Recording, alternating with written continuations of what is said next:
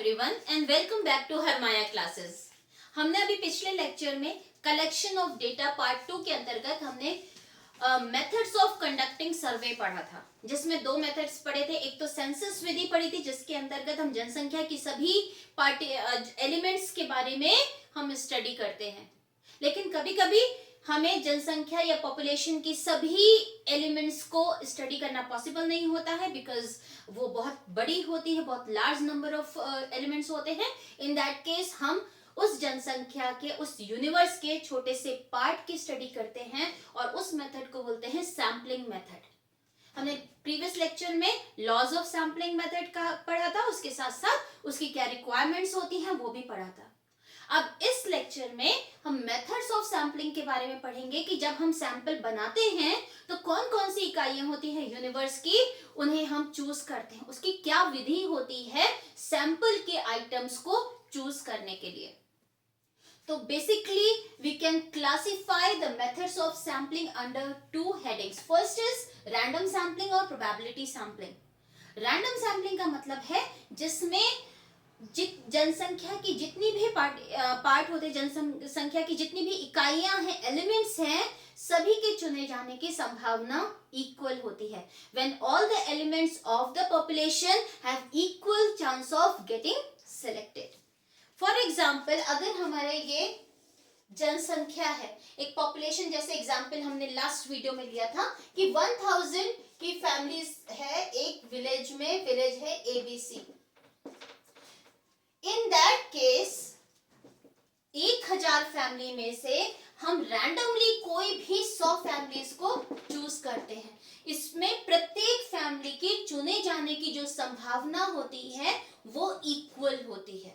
इसे हम random sampling या प्रोबेबिलिटी सैम्पलिंग कहते हैं। दूसरी विधि होती है नॉन रैंडम सैम्पलिंग, जिसमें हम सभी इकाइयों के चुने जाने की संभावना इक्वल नहीं होती है।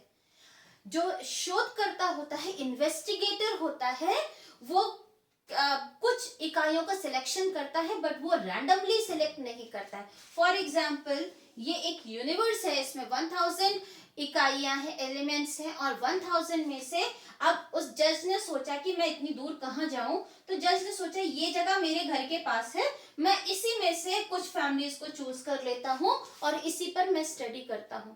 इन दैट केस क्या हुआ, बाकी सारी जो हमारी इकाइयां हैं उनके चुने जाने की संभावना तो खत्म हो गई, बिल्कुल जीरो थी। सिर्फ यही से सैंपल को सेलेक्ट किया गया है। This is non random sampling, when all the elements of the universe do not have equal chance of being selected in the sample.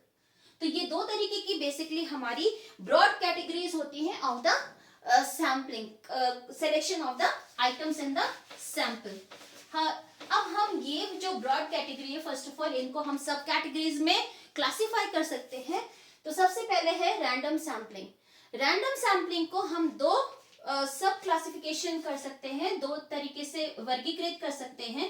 एक होता है सिंपल रैंडम सैम्पलिंग।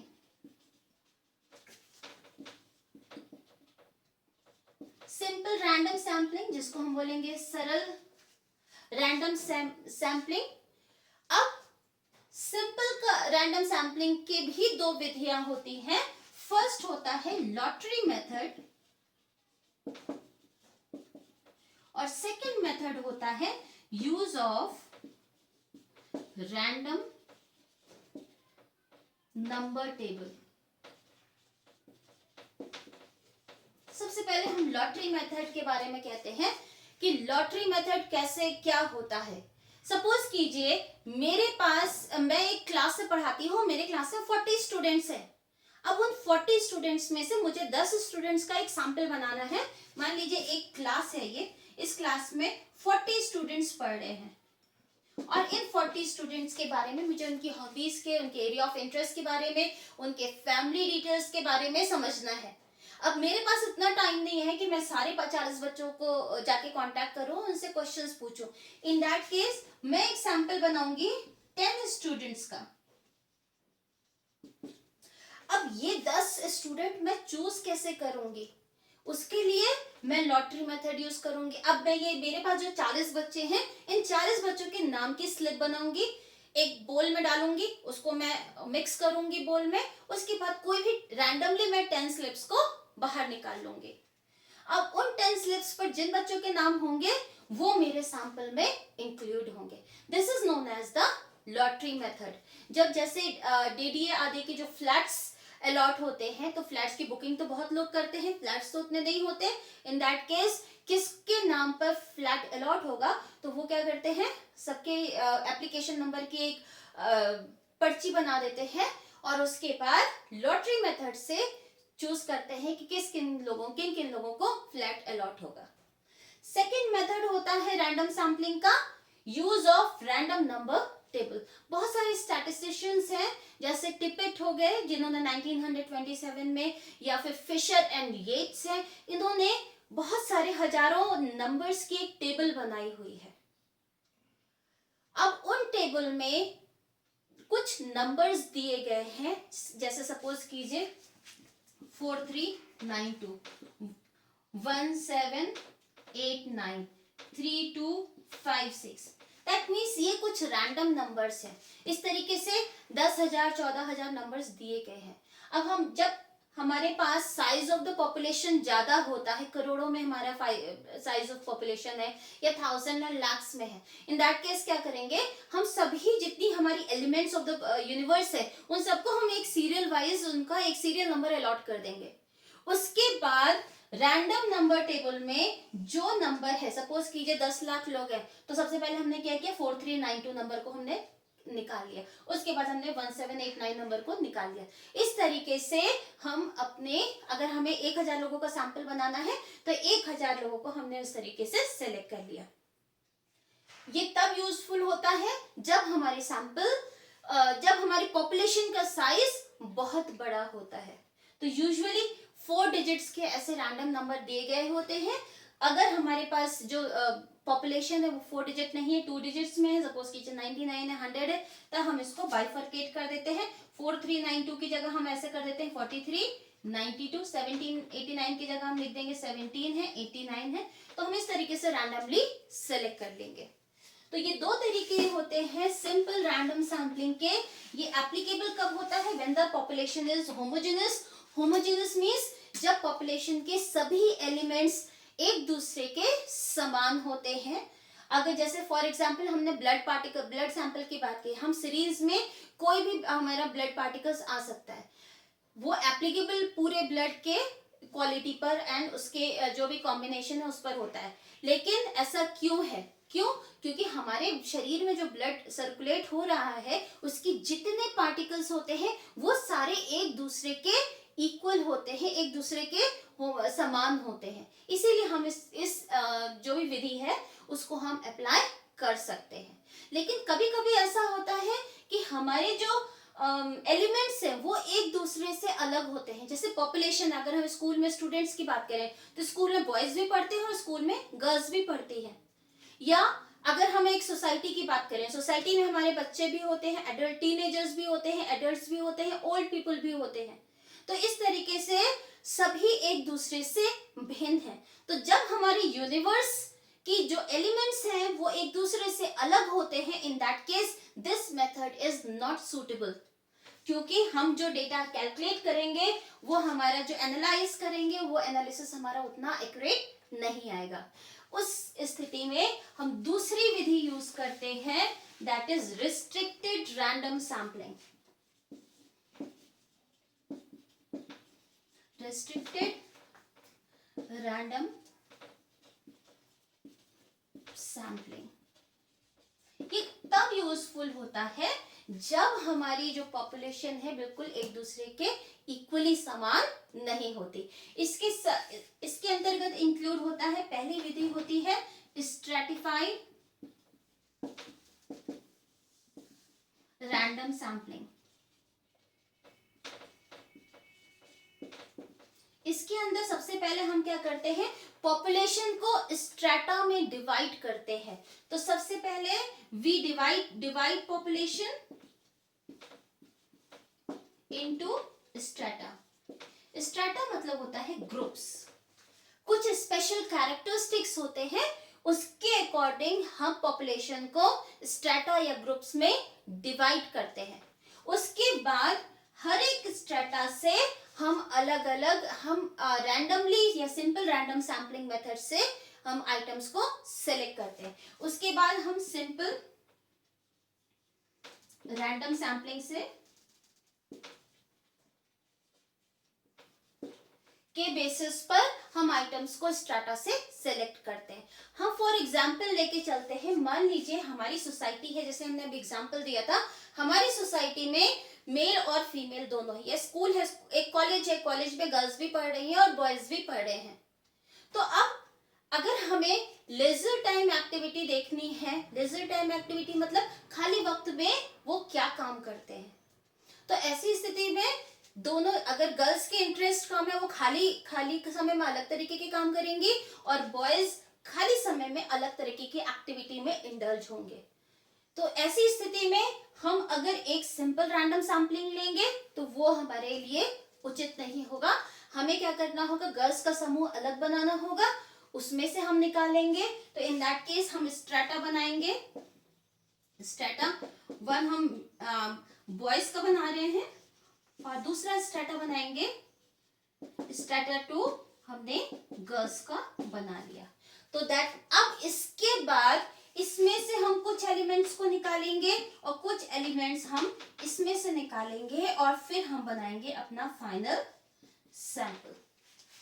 तो ऐसी स्थिति में अगर हमें एक कॉलेज के स्टूडेंट्स पर स्टडी करनी है कि खाली समय में लेजर टाइम एक्टिविटी वो क्या करते हैं, इन दैट केस हमें उनके कैरेक्टरिस्टिक्स के अकॉर्डिंग हमने उसको ग्रुप में डिवाइड किया और फिर हमने कुछ एलिमेंट्स इस ग्रुप से लिए, कुछ एलिमेंट्स इस ग्रुप से लिए। इससे क्या फायदा होगा, इससे दोनों ही प्रकार के लोगों का जो सैंपल में रिप्रेजेंटेशन रहेगा और ये रिप्रेजेंटेशन करने के 2 तरीके होते हैं। दैट मीन जो हम स्ट्रेटा बनाते हैं, जैसे स्ट्रेटा 1 में से कितने आइटम्स चूज हुए और स्ट्रेटा 2 में से कितने आइटम्स चूज हुए, इसके लिए 2 तरीके होते हैं बेसिकली। फर्स्ट है, तो हमने सबसे पहले इसमें स्टेप्स क्या किए, पहले हमने यूनिवर्स को, मान लीजिए ये हमारा कॉलेज है, this is known as universe. इस कॉलेज को हमने, मैं इसको रब कर दे रही हूं एक बार क्लियरली समझ में आ जाए। हमारे ये कॉलेज है, कॉलेज के स्टूडेंट्स में हमें स्टडी करनी है। इन कॉलेज के स्टूडेंट्स को, ये हमारा यूनिवर्स है, इसको हमने 2 स्ट्रेटा में डिवाइड कर दिया, एक स्ट्रेटा 1 बॉयज का और स्ट्रेटा 2 गर्ल्स का। अब दोनों स्ट्रेटा में से हमने कुछ एलिमेंट्स को लिया और एक हमने सैंपल को बनाया। इसे बोलते हैं स्ट्रेटिफाइड सैम्पलिंग मेथड। अब ये कितने हम बॉयज को सिलेक्ट कर रहे हैं, कितने गर्ल्स को सिलेक्ट कर रहे हैं, इसकी 2 विधियां होती हैं। एक प्रोपोर्शनेट मेथड होता है,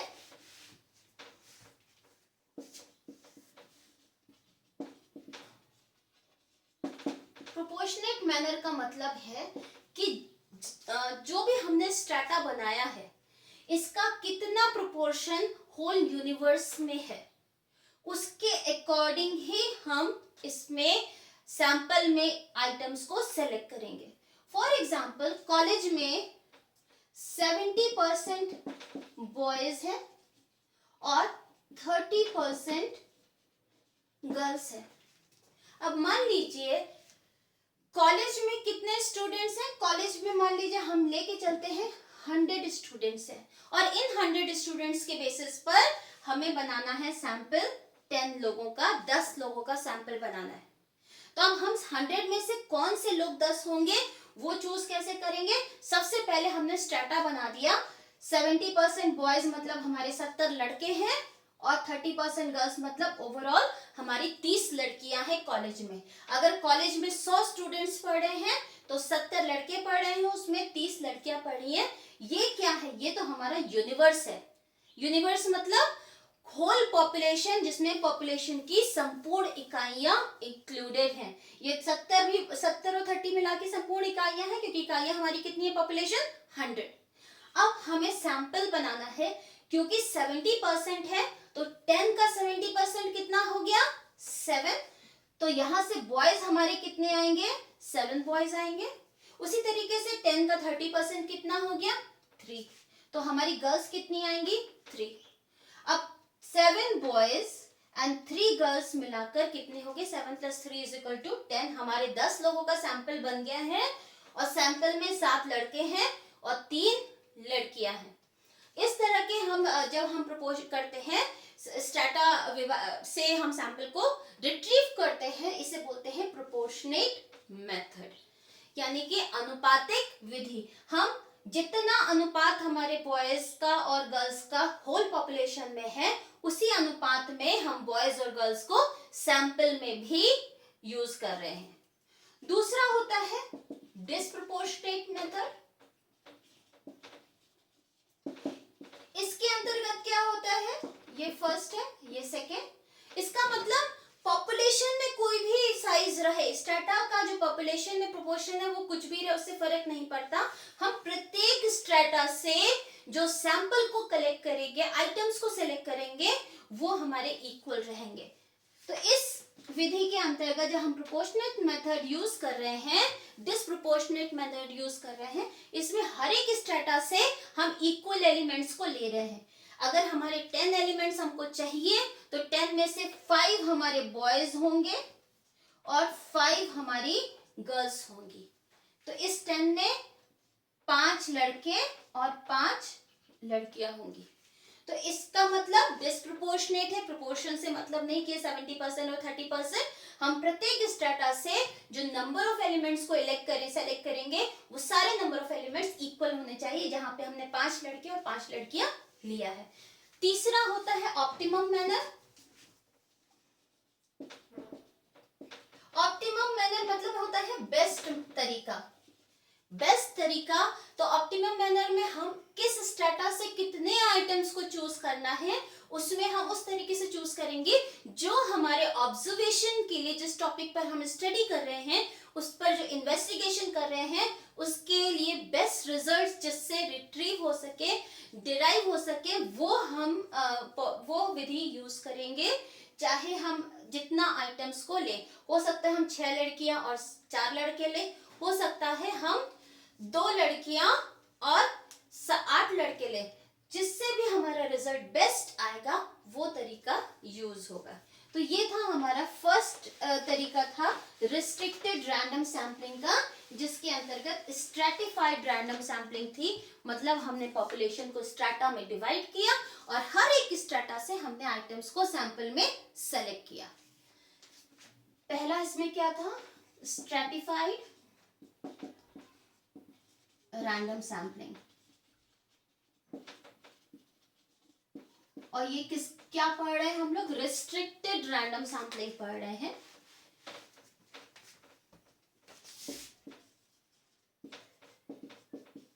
जब हमारे डेटा जो यूनिवर्स की इकाइयां होती है होमोजेनस नहीं होती। इसके अंतर्गत जो सेकेंड विधि होती है वो सिस्टमेटिक होती है। Systematic random sampling.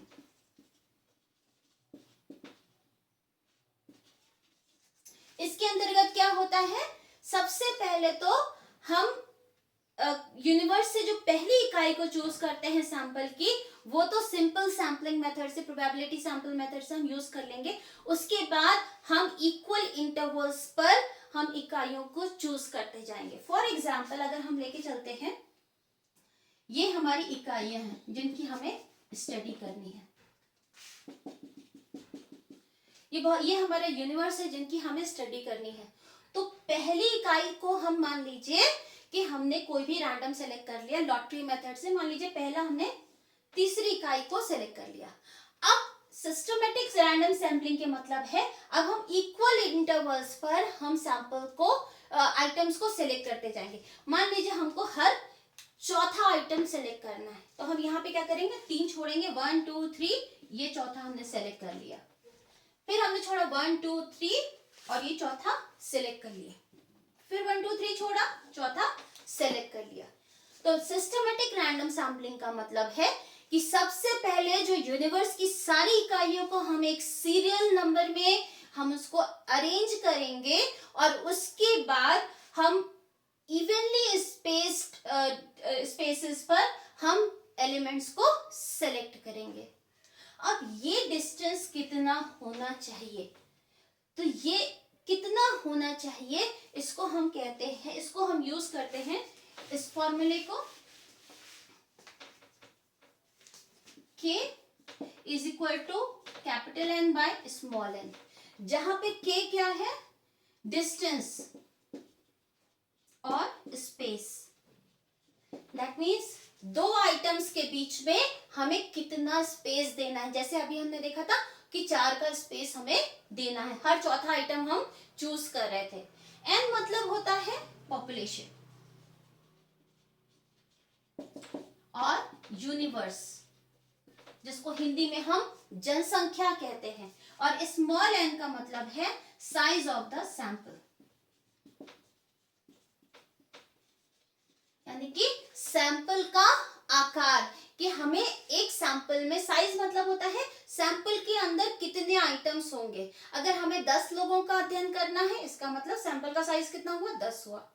अगर हमें 200 लोगों का अध्ययन करना है तो सैंपल का साइज 200 हुआ। यूनिवर्स मतलब है सारी इकाइयां। तो अगर हम टोटल पॉपुलेशन को सैंपल के साइज से विभाजित कर देंगे तो हमें ये पता चल जाएगा कि हम कितने आइटम्स के बाद, कितने आइटम्स को छोड़ के तब हम सैंपल के आइटम को सिलेक्ट करेंगे। एक एग्जांपल लेके चलते हैं। मान लीजिए यूनिवर्स में 1020 एलिमेंट्स है और 200 हमारा सैंपल का साइज है। एक सैंपल की साइज मतलब हमें 200 लोगों का अध्ययन करना है। 1000 लोगों का अध्ययन नहीं कर रहे, 1020 लोगों का अध्ययन नहीं करें, हमें सिर्फ 200 लोगों का अध्ययन करना है। इन दैट केस हम क्या करेंगे, कितने इकाइयों को छोड़ के हमें आइटम को सिलेक्ट करना है, वो वैल्यू हमें k देगा। और k कैसे कैलकुलेट होगा, इसको डिवाइड करके वैल्यू आएगी हमारी 5.1। अगर हमारी वैल्यू 5.1 आती है तो 5.1 आइटम तो हम सेलेक्ट नहीं कर सकते, हम तो एक स्पेसिफिक नंबर ही चूज कर सकते हैं, या तो वो 1 होगा, या 2 होगा, या 3 होगा, या 4 होगा। तो हम इसको राउंड ऑफ करेंगे और इसको हम राउंड ऑफ करके 5 कर देंगे। इसका मतलब हर 5th आइटम को हमें सेलेक्ट करना है। तो अगर हमारे पास कोई सीरीज दी गई है 1 2 ये बहुत एलिमेंट्स दिए गए हैं यूनिवर्स के, इस यूनिवर्स में जो पहला आइटम है वो हम लॉटरी मेथड से चूज कर सकते हैं। मान लीजिए ये हमारा फर्स्ट आइटम है, दूसरे नंबर पे जो है वो हमारा फर्स्ट आइटम है। अब हमें हर 5वां आइटम चूज करना है, तो हम क्या करेंगे, 1 2 3 4 छोड़ेंगे, अब ये हमारा सेकेंड आइटम हो जाएगा। फिर हम छोड़ेंगे 1 2 3 4 छोड़ दिया और ये हमारा थर्ड आइटम हो गया। इस तरीके से हम क्या करेंगे, ये हमने पहला लॉटरी मेथड से यूज किया, सेकेंड हमने 5th आइटम, थर्ड, फिर उसके बाद 4 छोड़ के 5वां चूज किया, और ये वैल्यू हमने कैसे निकाली, इस फॉर्मूले से k is equal to n upon n, population divided by the size of the sample। इसे हम बोलते हैं सिस्टमेटिक रैंडम सैम्पलिंग। ये हमारे लिए तब आसान हो जाती है जब हमारे पास साइज ऑफ द पॉपुलेशन बड़ा होता है। तो हम सीरियल नंबर निकाल देते हैं, उसके बाद आजकल तो एक्सेल शीट पे सारे फॉर्मूले लग जाते हैं, ऑटोमेटिक सारा सिलेक्शन हो जाता है। नेक्स्ट होता है सिस्टमेटिक रैंडम सैम्पलिंग, के बाद होता है मल्टी स्टेज और क्लस्टर सैम्पलिंग।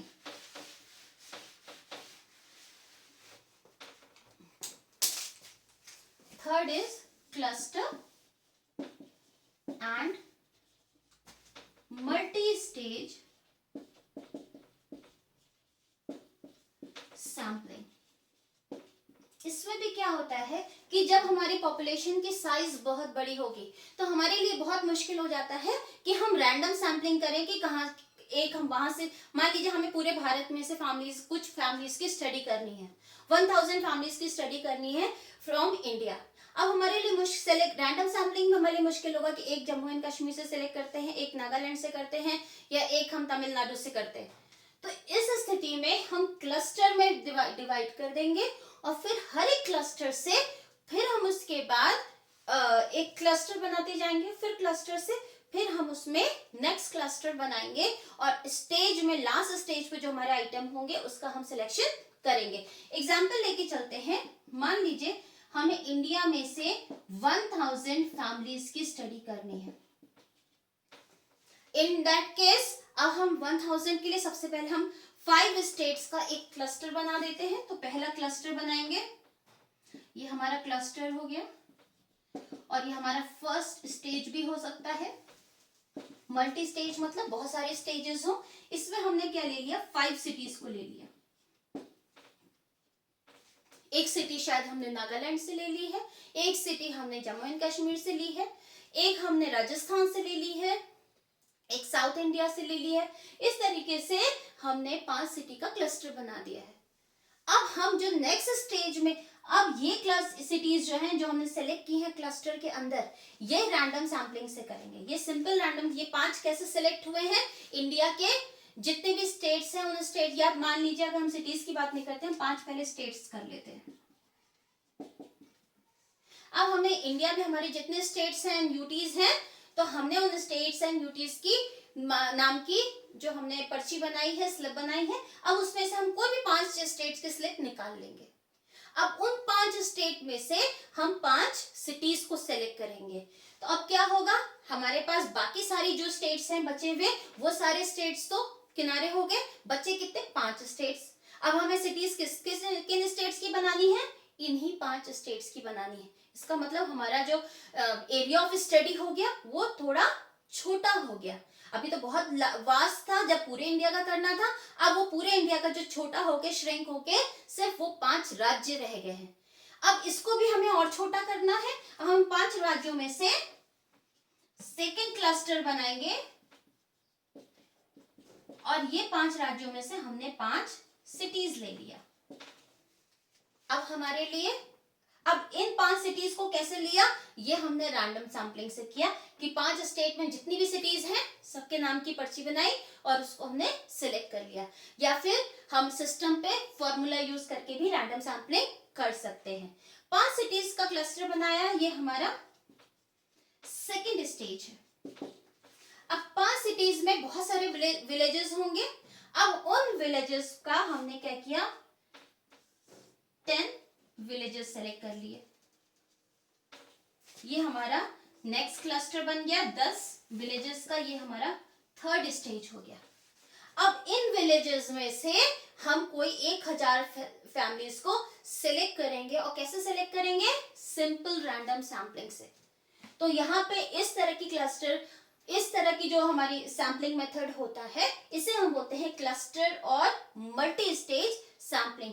क्यों, क्योंकि हम पहले क्लस्टर्स बनाएंगे और नेक्स्ट स्टेज पर हम पहले वाले क्लस्टर से एक दूसरा क्लस्टर बनाएंगे, और फिर नेक्स्ट स्टेज पर हम दूसरे क्लस्टर से फिर एक और क्लस्टर बनाएंगे, और जो हमारा फाइनल क्लस्टर होगा उस क्लस्टर में से हम एलिमेंट्स को लेकर फिर हम स्टडी करेंगे। तो जो हमारे 10 विलेजेस हैं, अब इसमें से हम कोई 1000 फैमिलीज का अध्ययन करेंगे, और ये 10 विलेजेस कोई 5 स्टेट में से हो सकते हैं। वो कोई राजस्थान का भी हो सकता है एक व्यक्ति, एक कन्याकुमारी का भी हो सकता है, एक कहीं नागालैंड या फिर JNK या कहीं का भी हो सकता है, जो स्टेट्स हमारे इसमें इंक्लूड हुए हैं। तो इस तरीके से हमने रैंडम सैम्पलिंग या प्रोबेबिलिटी सैम्पलिंग के बारे में पढ़ा था, जहां पे जनसंख्या की सभी इकाइयों के चुने जाने की जो संभावना है इक्वल होती है। That means the chance of getting selected of each and every element of the universe is equal. लेकिन कभी कभी ऐसा होता है जहां पे इन्वेस्टिगेटर रैंडम सैम्पलिंग को नहीं यूज करता है, बल्कि नॉन रैंडम सैम्पलिंग या नॉन प्रोबेबिलिटी सैम्पलिंग को यूज करता है। तो अब हम देखते हैं नॉन रैंडम सैम्पलिंग मेथड। तो नॉन रैंडम सैम्पलिंग क्या होती है, जहां पे जनसंख्या के सभी इकाइयों के चुने जाने की संभावना नहीं होती है, कुछ ही इकाइयों के चुने जाने की संभावना होती है। इसमें 3 तरीके होते हैं। पहला होता है जजमेंट,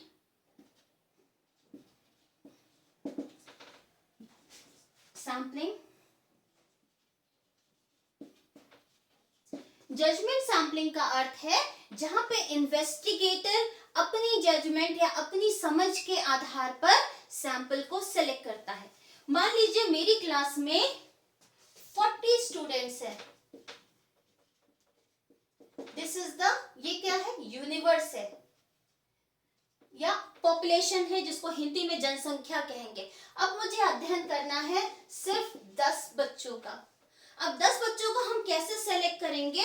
तो मुझे लगेगा कि हाँ शायद ये बच्चा ठीक है, मैं ए को सेलेक्ट कर लेती हूँ, मैं ए को सैंपल में लेके आ गई। मैं टीचर हूँ, मैं बच्चे के बारे में बहुत कुछ जानती हूँ, तो मैंने अपनी समझ के हिसाब से एक बच्चे को सेलेक्ट किया। फिर मैंने देखा, फिर मैंने सोचा अब सेकंड मैं किसको सेलेक्ट करती हूँ। अब सेकंड मैंने एक्स को सेलेक्ट किया। फिर थर्ड मैंने यहाँ सेलेक्ट किया, जेड को सेलेक्ट किया। तो इसमें बाकी जो जिनको मुझे लग रहा है कि ये बच्चे ठीक है, जिनको सैंपल में आना चाहिए, उनका नाम तो इंक्लूड हो जा रहा है, लेकिन बाकी जो मेरे जजमेंट के अकॉर्डिंग इसके लिए सुटेबल नहीं है, उनका नाम एक्सक्लूड हो जा रहा है। तो इसमें सभी इकाइयों के, सभी यूनिट्स के चुने जाने की जो चांस है दैट इज नॉट इक्वल। उन्हीं का चुने जाने की संभावना है जिन्हें मैं समझूंगी कि इनका चुना जाना ठीक होता है। यूजुअली क्या होता है, क्लासेस में से कभी कभी नाम दिया जाता है कि इस मैथ्स ओलंपियाड में बच्चों के नाम चाहिए, या फिजिक्स ओलंपियाड में बच्चों के नाम चाहिए, ग्रीन ओलंपियाड में बच्चों के नाम चाहिए। तो हम क्या करते हैं उसमें, हम बच्चों को अपनी समझ के अकॉर्डिंग देखते हैं। अच्छा ये बच्चा अच्छा है, इसकी इस विषय में नॉलेज अच्छी है, हम उसमें उस बच्चे को डाल देते हैं। तो ऐसी स्थिति में बाकी सारे बच्चों की चुने जाने की संभावना नहीं होती है। तो ये होता है जजमेंट सैंपलिंग। नेक्स्ट होता है कोटा सैंपलिंग। कोटा सैंपलिंग के अंतर्गत जो हमारी होल पॉपुलेशन होती है उसको हम कोटा में विभाजित कर देते हैं। सपोज ये हमारी पॉपुलेशन है या यूनिवर्स है। अब इस यूनिवर्स को हमने अलग अलग कोटा में विभाजित कर दिया। अब हमें क्या करना है, यूनिवर्स के हर जो ग्रुप है, हर ग्रुप में जो कोटा निकालना है यूनिवर्स में, उसका जो साइज है वो फिक्स्ड है। मान लीजिए अगर हमें निकालना है चिल्ड्रन, टीनेजर एंड एडल्ट। एक सोसाइटी है, वहां पे चिल्ड्रन भी है, वहां पे टीनेजर भी है और वहां पे एडल्ट भी है। अब हमें डिसाइड, हमारे लिए कोटा फिक्स है कि हमें 10% चिल्ड्रन लेने हैं, 10% टीनेजर लेने हैं और 80% हमें एडल्ट लेने हैं। मान लीजिए हमें सैंपल बनाना है 100 का, तो इसमें चिल्ड्रन हमें कितने लेने हैं, 10% लेने हैं, टीनेजर हमें 10% लेने हैं और 80% हमें एडल्ट लेने हैं। तो क्या हुआ, हर एक का कोटा ऑलरेडी फिक्स हो चुका है। तो यहाँ कोटा को फिक्स कर दिया जाता है, पॉपुलेशन को कोटा में विभाजित करते हैं, कोटा को फिक्स कर देते हैं और कोटा में से हम सैंपल को लेते हैं। अब कितने बच्चों को, 10% बच्चे, अगर मान लीजिए हमें 10 बच्चे लेने हैं, तो 10 बच्चे तो फिक्स है कि हमें 10 से कम बच्चे नहीं लेने और 10 से ज्यादा बच्चे नहीं लेने हैं। Number of children should be 10, but वो 10 कौन से बच्चे होंगे वो मेरे ऊपर डिपेंड करेगा। मैं अपनी जजमेंट से डिसाइड कर लूंगी कि हाँ ये 10 बच्चे मुझे चाहिए। इन द सेम वे अगर हमें टीनेजर लेने हैं, टीनेजर भी 10 लेने हैं, तो वो फिक्स है। हम टीनेजर ना तो 10 से ज्यादा ले सकते हैं ना 10 से कम ले सकते हैं, लेकिन वो टीनेजर कौन होंगे वो मेरा डिसीजन होगा, मेरा जजमेंट होगा। तो कोटा सैंपलिंग में कोटा फिक्स कर दिया जाता है और उस कोटा में जो हम सैंपल निकालते हैं वो जजमेंट के आधार पे होता है, जो हमने फर्स्ट वाला पढ़ा है। इसे बोलते हैं कोटा सैंपलिंग, जहां यूनिवर्स को कोटा में यूनिवर्स के हर एक पार्ट का हम कोटा फिक्स कर देते हैं और हर एक कोटा में से अपने जजमेंट के अकॉर्डिंग हम आइटम्स को सिलेक्ट करते हैं। थर्ड है कन्वीनियंस।